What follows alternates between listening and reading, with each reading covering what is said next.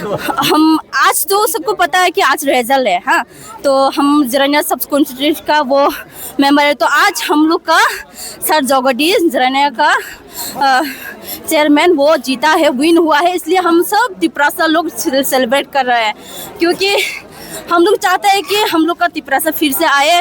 और सर जगदीश फिर से आए, तो आज आ गए उसका, हम लोग जीत गए, इसलिए हम लोग दिल खुश करके हम लोग आज